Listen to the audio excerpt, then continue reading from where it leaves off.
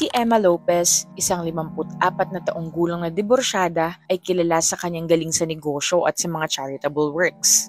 Siya ay nagsimula sa maliit na mana na kalaunan ay pinalago niya at naging isang matagumpay sa hanay ng mga luxury spa na nakalaan para sa mga elite ng Proust, New England. Ipinanganak siya sa middle status na pamilya sa probinsya ng Maine at matagal na niyang pinangarap ang marangyang pamumuhay at mataas na katayuan. Dala ang matinding motibasyon na ito ay nagsikap siya ng husto sa business school at kalaunan sa pagninegosyo.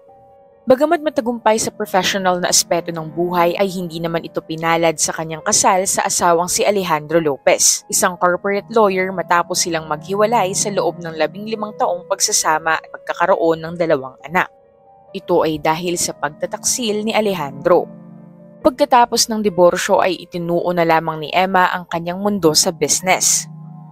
Pagsapit ng kanyang ika-50 kaarawan, ramdam ni Emma ang insecurity sa sarili kaya't naging abala ito sa pagpapanatili ng kanyang kabataan at alindog. Sumailalim siya sa masidhing diet, ehersisyo at mga cosmetic procedures, determinado na labanan ang paglipas ng panahon. Sa isa sa kanyang regular na workout session sa eksklusibong Rosewood Country Club, una niyang nasilayan si Jason Crawford, isang 26 na taong gulang na gym instructor. Si Jason, na may matipuno at magandang pangangatawan, kayumangging mga mata at malakas na karisma ay mabilis na nakakuha sa atensyon ni Emma. Lumaki si Jason sa isang working class community sa South Boston. Siya ang bunso sa 4 na magkakapatid. Palagi siyang aktibo sa sports noong high school, ngunit ang isang injury sa tuhod sa kanyang senior year ay sumira sa kanyang pag-asang makakuha ng football scholarship sa kolehiyo. Sa halip, nagtrabaho si Jason upang matapos ang community college. Kalaunan ay nakakuha ng degree sa exercise science at nagtrabaho bilang personal trainer sa prestihiyosong Rosewood Country Club. Ang simpleng mga biruan ni Emma at Jason ay unti-unting nauwi sa isang malalim na relasyon na humaling si Emma sa masiglang energy ni Jason at sa kanyang mga values. Sa kauna-unahang pagkakataon mula nang sila'y maghiwalay ng asawa, naramdaman niyang siya ay pinapahalagahan muli. Si Jason naman ay naaakit sa confidence at intellect na taglay ni Emma. Namangha rin ito sa mundo ng karangyaan na ginagalawan niya, isang bagay na kanyang pinapangarap lamang. Habang lumalalim ang kanilang relasyon, nagsimulang magbago ang kilos ni Emma. Mas madalas ang kanyang pagpunta sa mga plastic surgeon at gumagastos ng malaking halaga para sa mga anti-aging treatment. Napansin ng mga kaibigan ni Emma na unti-unti siyang lumalayo sa kanyang karaniwang mga social circle. Ibinubuhos ang lahat ng kanyang atensyon kay Jason at sa kanilang relasyon. Ang mga anak ni Emma, sina Cassandra na 24 anyos at Jacob na 22 anyos ay nagsimulang mag-alala sa labis na pagkahumaling ng kanilang ina sa lalaking halos kaedad nila, ngunit wala silang magawa upang tutulan ito. Ibinigay ni Emma kay Jason ang lahat ng luhong kaya niyang maibigay, kabilang na ang mga mamahaling gamit at mga once-in-a-lifetime experiences na tanging mga mayaman lamang ang nakagagawa. Para kay Jason, ang mundong nasa harap niya ngayon ay ang pinapangarap ng karamihan. Ngunit habang lumilipas ang mga buwan, naramdaman ni Jason ang bigat ng expectations ni Emma sa kanilang relasyon at ang pagiging possessive nito. Ang pamilya at mga kaibigan ni Jason ay napansin ang mga pagbabago sa binata. Ang kanyang nakatatandang kapatid na si Sheena ay nag-aalala dahil tila nawawala na si Jason ng direksyon at ang mga prinsipyo na taglay nito noon ay unti-unting naglalaho. Napansin naman ang kanyang mga matalik na kaibigan at kapwa-trainer na si Carl Sullivan na tila may bumabagabag kay Jason. Inamin ni Jason kay Carl na bagamat mahalaga sa kanya si Emma at nasisihan siya sa mga benepisyong natatanggap niya dahil sa kanilang relasyon, pakiramdam niya ay nakakulong siya dahil sa labis na pagiging silosa ni Emma at sa kanyang matinding demand sa oras ng binata. Lalong gumulo ang sitwasyon nang matuklasan ni Emma na madalas kasama ni Jason si Camille Chen, isang 23 anyos na medical student na kadalasang nag-eehersisyo sa country club. Si Camille, na may likas na ganda, talino at mga ideal na pananaw sa buhay ay larawan ng babaeng halos perpekto sa mata ng karamihan. Nakikita ni Emma kay Camille ang isang mas batang bersyon ng kanyang sarili at ang ideya na naaakit si Jason kay Camille ay hindi niya matanggap. Dahil sa labis na selos, unti-unting naging erratic ang kilos ni Emma. Bigla na lamang itong sumusulpot sa apartment ni Jason. Tumatawag ng walang tigil at nagagawang manmanan si Jason nang wala itong ideya sa mga lugar na pinupuntahan nito. Ginamit niya ang kanyang impluwensya sa country club upang tanggalin ang membership ni Camille. Ramdam ni Jason ang pagkalunod sa pagiging possessive ni Emma, ngunit hindi niya alam kung paano lalabas sa kanilang relasyon. Nasanay na siya sa marangyang pamumuhay na ibinibigay ni Emma at nag-aalala siya tungkol sa mga posibleng epekto sa kanyang propesyon kung magtatapos ng hindi maganda ang kanilang relasyon. Marami sa kanyang mayayamang kliyente sa country club ay mga kaibigan ni Emma at natatakot siyang sirain ni Emma ang kanyang reputasyon sa mga ito. Noong gabi ng Setyembre 22, 2015, sumiklab ang mga tensyon na matagal nang naipon. Nagplano si Emma ng isang romantic dinner sa kanyang mansyon, kompleto sa caviar, champagne at fine delicacies. Nais niyang kumbinsihin si Jason na tuluyan ng manirahan sa kanyang bahay. Ito ay kanyang paraan upang mapanatili siyang palaging kasama at mailayo sa tukso ang mas batang lalaki. Ngunit ang gabi ay naging trahedya nang dumating si Jason ng late. Medyo magulo ang buhok at may kaunting amoy ng pabango ng babae. Sa labis na galit, kinumpronta ni Emma si Jason tungkol sa kanyang relasyon kay Camille. Mabilis namang uminit ang kanilang argumento. Sa kalagitnaan ng pagtatalo ay sinabi ni Jason na nais na lamang nitong tapusin ang kanilang pagsasama. Tumulo ang luha mula sa mga mata ni Emma. Sinusubukang makiusap kay Jason kung sigurado ba ito sa kanyang desisyon. Desidido si Jason na iwan na ng gabing yon si Emma. Bagamat nakatanggap ito ng mga pagbabanta mula sa babae ay hindi na niya ito inalintana. Sa kasukdulan ng sitwasyon, kinuha ni Emma ang isang mabigat na crystal na wine decanter mula sa mesa at hinampas si Jason sa ulo ng buong lakas habang ito'y humahakbang palabas ng mansyon. Ito ay agad na nagpabagsak kay Jason. Ang dugo ay dumaloy sa paligid ng kanyang wala ng buhay na katawan. Nang unti-unting mapagtanto ni Emma ang kanyang ginawa, siya ay nanlumo at mabilis na nag-isip. Hindi niya kayang masira ang kanyang reputasyon, ang kanyang negosyo, ang kanyang kalayaan. Sa takot, nagdesisyon siyang takpan ang krimen. Sa loob ng ilang oras, maingat na nilinis ni Emma ang lugar ng krimen. Binalot niya ang katawan ni Jason sa isang Persian rug at kahit nahihirapan ay nagawa niyang hilahin ito patungo sa kanyang garahe. Doon, inilagay niya ang katawan sa trunk ng kanyang sasakyan. Nanginginig ang kanyang mga kamay habang patuloy ang pagdaloy ng kanyang mga luha. Sa gitna ng gabi, nagmaneho si Emma papunta sa isang liblib na lugar sa Blue Hills Reservation. Magkahalo ang lungkot, takot at determinasyon, inilibing niya ang katawan ni Jason sa mababaw na hukay, inabunan ng mga dahon at sanga. Habang nagmamaneho pa uwi sa liwanag ng madaling araw, ang isipan ni Emma ay puno ng magkahalong emosyon.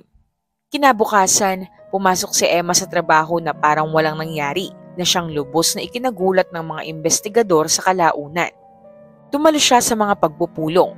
Tumawag sa telepono at nag-lunch pa kasama ang isang kaibigan habang dinadala ang mabigat na sikreto. 2 araw matapos mamatay si Jason, iniulat ng kanyang kasama sa bahay na si Carlos Ramirez ang pagkawala nito. Nag-alala si Carlos nang hindi na umuwi si Jason at hindi na ito sumasagot sa tawag o text na hindi naman ito nakasanayang gawin.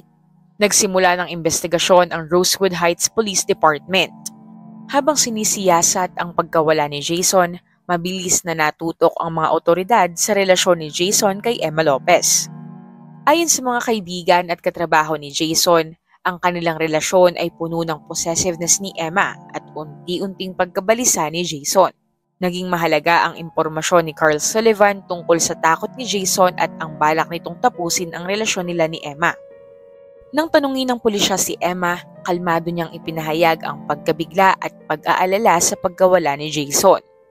Ikwinento niyang umalis si Jason mula sa kanyang bahay noong gabi ng Setyembre 22 matapos ang isang maayos na dinner date. At mula noon ay hindi na niya ito narinig. Ang yaman at mataas na katayuan ni Emma sa komunidad ay nagbigay sa kanya ng proteksyon. Gayunpaman, pakiramdam ng mga pulis ay hindi nagsasabi ng buong katotohanan si Emma. May mga inconsistency sa kwento ni Emma. pati na ang pag-iwas nitong makipag-eye contact kapag pinag-uusapan ng ilang detalye ng kanilang relasyon. Habang umuusad ang investigasyon, nagsimulang dumami ang ebidensya laban kay Emma.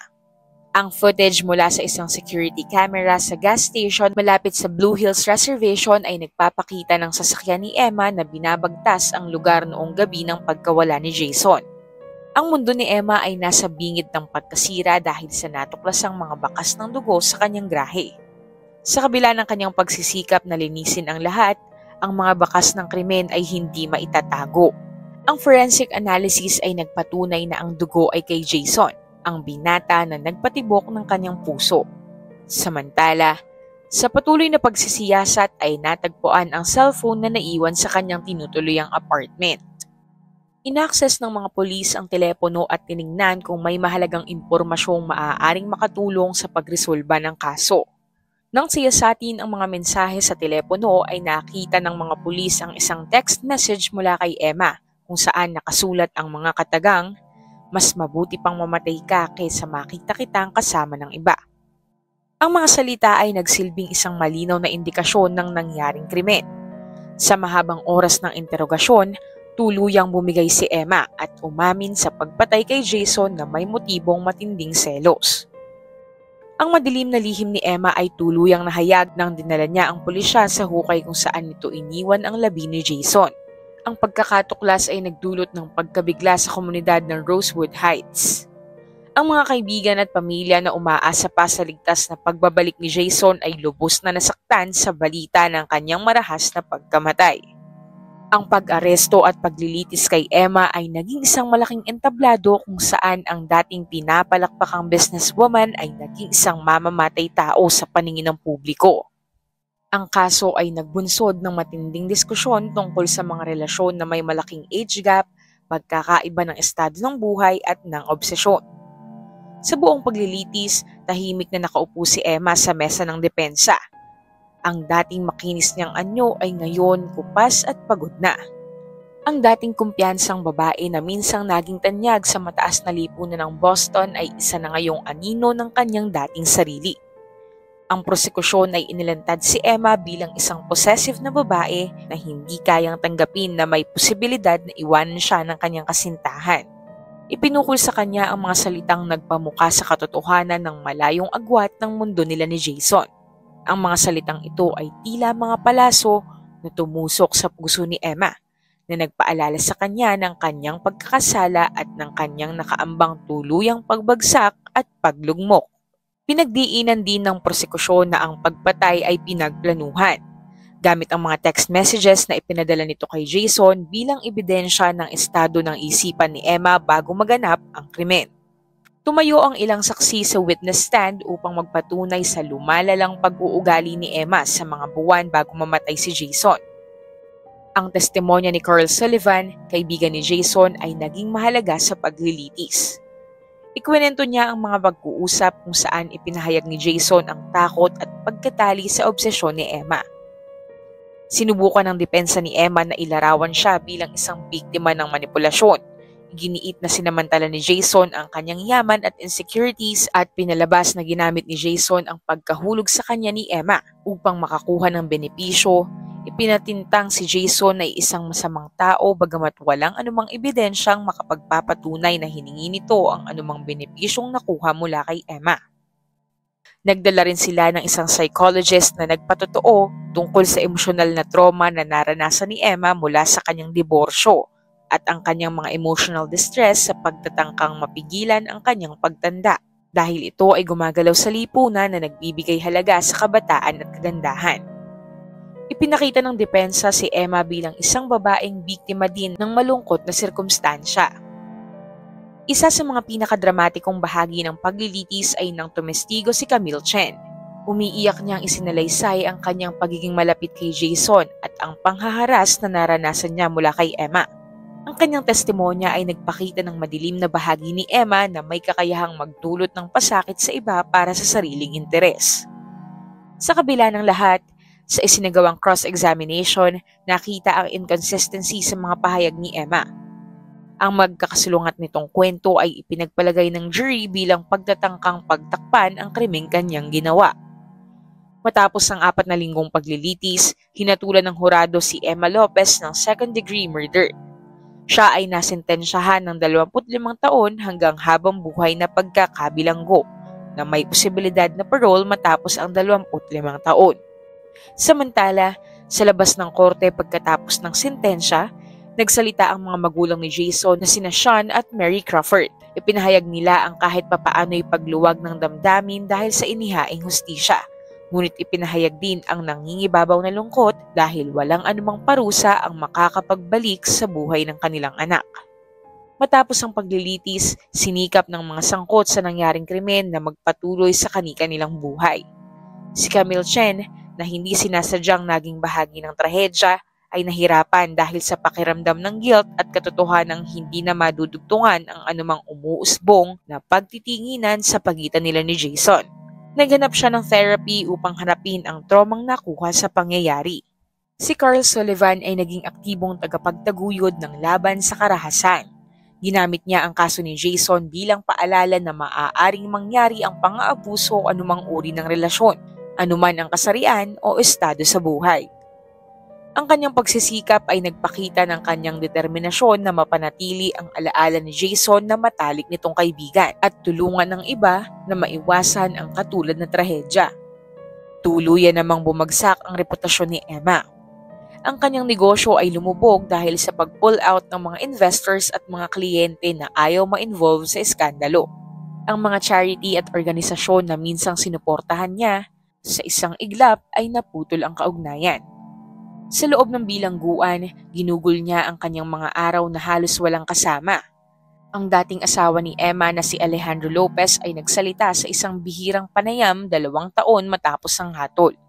Ikwinento niya ang ilang nakakaalarmang palatandaan na nakita niya sa panahon ng kanilang kasal. Ang kawalan ng kumpiyansa ni Emma sa sarili, ang kanyang pangangailangan sa recognition ng ibang tao, at ang takot niya sa pagtanda.